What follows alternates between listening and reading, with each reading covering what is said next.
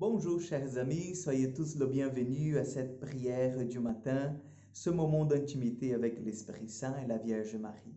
Donc commençons par le signe de la croix et demandons déjà la puissance, la présence de Dieu parmi nous. Au nom du Père, du Fils et du Saint-Esprit. Amen. Je vous salue Marie, pleine de grâce, le Seigneur est avec vous. Vous êtes bénie entre toutes les femmes, et Jésus, le fruit de vos entrailles, est béni. Sainte Marie, Mère de Dieu, priez pour nous pauvres pécheurs, maintenant et à l'heure de notre mort. Amen. Notre-Dame du beau regard, priez pour nous.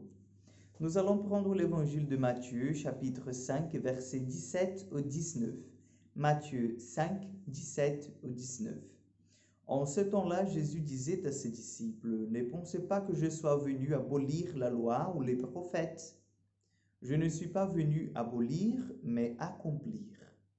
Amen, je vous le dis, avant que le ciel et la terre disparaissent, pas un seul iota, pas un seul trait ne disparaîtra de la loi jusqu'à ce que tout se réalise.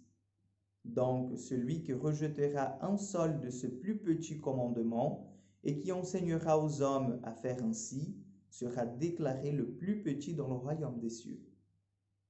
Mais celui qui les observera et les enseignera, celui-là sera déclaré grand dans le royaume des cieux. Acclamons la parole de Dieu. Oui, chers frères et sœurs, comme des hommes et des femmes, nous sommes sujets toujours à chercher la grandeur, la magnificence. Oui, nous aimons les choses bonnes. Et c'est bon ça, c'est normal, parce que le Seigneur nous a créés pour le bon, pour le bien, pour la plénitude de la joie, du bonheur, vous comprenez? Cela n'est pas mauvais en soi. Et aujourd'hui, le Seigneur, il vient nous inviter, il vient nous faire comprendre que la grandeur dans le royaume de Dieu, donc la manière la plus parfaite de jouir dans le royaume de Dieu, c'est de rester petit. De rester petit déjà ici-bas. Parce que le royaume des cieux, ce sont à eux. Le royaume des cieux, c'est à tous ceux et celles qui ont reconnu sa petitesse, qui ont reconnu la grandeur de Dieu en eux.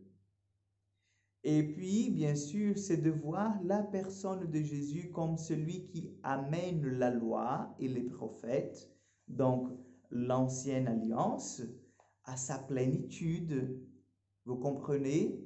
Donc, lorsque nous prenons la Bible et nous voyons l'histoire sacrée des hommes, et nous voyons aussi beaucoup d'atrocités, beaucoup de choses qui ne sont pas bonnes à voir, et nous ne comprenons même pas.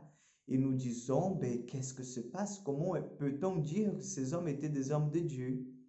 Nous voyons, nous devons avoir un regard plutôt critique dans le sens où ces hommes-là n'ont pas encore connu la plénitude de l'alliance, de l'amour. Donc ils sont en marche, ils étaient en marche vers la plénitude de la connaissance de la vérité. Et Jésus est celui qui vient amener l'humanité à la connaissance réelle de l'amour du Père dans une alliance nouvelle. C'est pour cela que Jésus ne vient pas abolir l'ancienne alliance, ne vient pas abolir la loi de Moïse, le décalogue, les 10 commandements pour faire plus simple, mais il vient prendre la loi, le vécu de ces hommes et les amener à la plénitude à travers le don de sa vie, à travers le don de l'enseignement, à travers ses paroles, ses gestes, son exemple.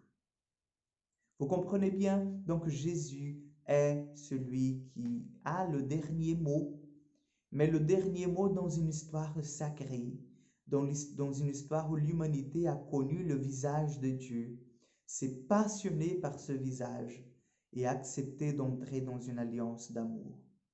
C'est cela, chers frères et sœurs, le sens de cet évangile, le sens de cette phrase de Jésus, « Je ne suis venu pas abolir, mais l'accomplir ». Et demandons à l'Esprit Saint aujourd'hui que nous ayons ce cœur d'enfant, ce cœur tout petit, capable d'entrer dans cette alliance, capable d'accepter que le Seigneur veut notre bien, qu'il veut prendre soin de chacun de nous, qu'il veut que nous soyons heureux. Je vous donne la bénédiction et je vous souhaite déjà une excellente journée. Le Seigneur soit avec vous. Que Dieu Tout-Puissant vous bénisse et vous garde, le Père, le Fils et le Saint-Esprit. Amen. Je vous souhaite une excellente journée et à demain pour encore une prière du matin.